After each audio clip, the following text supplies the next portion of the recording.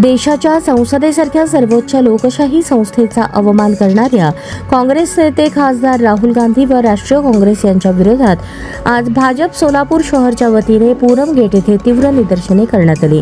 संसदेच्या अर्थसंकल्पीय अधिवेशनादरम्यान 12 मार्च 2026 रोजी संसद भवनाच्या मकर प्रवेशद्वाराबाहेर राहुल गांधी आणि त्यांच्या सहकाऱ्यांनी आयोजित केलेल्या चहा पार्टीचा घटनेचा तीव्र निषेध व्यक्त करत भाजपच्या वतीने या कृतीला देशाच्या संसदेसह जनतेचा अवमान असल्याचे सांगण्यात आले। संसदेसारख्या सर्वोच्च लोकशाही संस्थेचे पावित्र्य कायम राखणे ही प्रत्येक जनप्रतिनिधीची जबाबदारी आहे। संसदेला पिकनिक स्पॉट बनवण्याचा काँग्रेसचा हा प्रयत्न अत्यंत निंदनीय असून तो देशाच्या लोकशाही मूल्यांना धक्का देणारा असल्याची भावना यावेळी व्यक्त करण्यात आली।